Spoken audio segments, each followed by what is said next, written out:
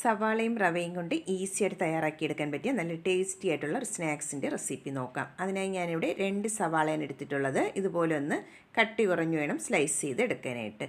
അത് നമുക്ക് ഒരു ബൗളിലേക്ക് ഇട്ട് കൊടുക്കാം. അതിലേക്ക് ഇനി ആവശ്യമായിട്ടുള്ള ഉപ്പും കൂടെ ചേർത്ത് കൊടുക്കാം. എന്നിട്ട് നമുക്ക് കൈകൊണ്ട് നന്നായിട്ട് തന്നെ ഇതൊന്ന് തിരുമ്മി എടുക്കണം. ഇതിപ്പോൾ നന്നായിട്ട് തന്നെ ഒന്ന് തിരുമ്മി എടുത്തിട്ടുണ്ട്. ഇനി നമുക്കിതിലേക്ക് കുറച്ച് കറിവേപ്പില ചെറുതായിട്ടൊന്ന് കട്ട് ചെയ്തെടുത്തിട്ടുണ്ട്, അത് ചേർത്ത് കൊടുക്കാം. പച്ചമുളക് ആവശ്യമുണ്ടെങ്കിൽ ചേർത്ത് കൊടുക്കാവുന്നതാണ്, ഞാനിവിടെ ചേർത്ത് കൊടുക്കുന്നില്ല.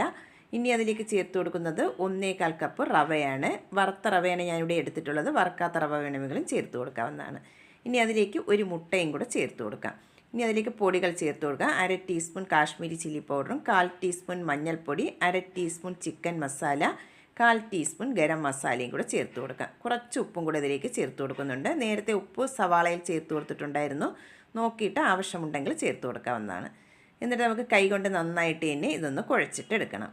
ഞാനിവിടെ ഇതിലേക്ക് വെള്ളമൊന്നും ചേർത്ത് കൊടുക്കുന്നില്ല. ആ സവാളയുടെയും മുട്ടയുടെയും നനവിൽ തന്നെ നമുക്കിത് കുഴച്ചെടുക്കാൻ പറ്റും. വെള്ളം ആവശ്യമായിട്ട് തോന്നുന്നുണ്ടെങ്കിൽ വളരെ കുറച്ച് വെള്ളം ചേർത്ത് കുഴച്ചെടുക്കാവുന്നതാണ്. 1-2 ടേബിൾ സ്പൂൺ വെള്ളം ചേർത്ത് കുഴച്ചെടുക്കാവുന്നതാണ്. ഞാനിപ്പോൾ ഇതിലേക്ക് വെള്ളമൊന്നും ചേർത്ത് കൊടുത്തിട്ടില്ല. ഇതുപോലെ കയ്യിലെടുത്ത് ഇതുപോലെ ഒന്ന് ഉരുട്ടിയെടുക്കാൻ പാകത്തിന് വേണം ഇതൊന്ന് കുഴച്ചെടുക്കാനായിട്ട്. ഇതിവിടെ റെഡിയാക്കി എടുത്തിട്ടുണ്ട്. ഇനി നമുക്കിതൊന്ന് ഫ്രൈ ചെയ്തിട്ടെടുക്കാം. അതിനായി ഓയിലൊന്ന് ചൂടാക്കാൻ വെച്ചിട്ടുണ്ടായിരുന്നു. നന്നായിട്ട് ഓയിൽ ചൂടായി വന്നതിന് ശേഷം നമുക്കിതുപോലെ ഓരോന്നോരോന്നായി ഒന്ന് ഉരുട്ടി ഇതുപോലെ ഒന്ന് ഇട്ട് കൊടുക്കാം.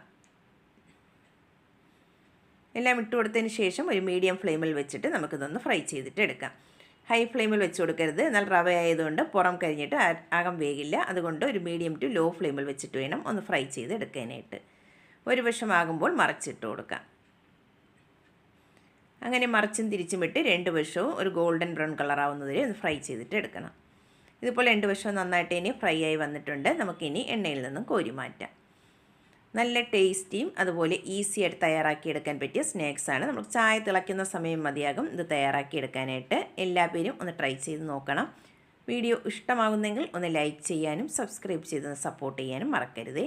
പുതിയ വീഡിയോയുമായി കാണുന്നവരെ താങ്ക്സ് ഫോർ വാച്ചിങ്.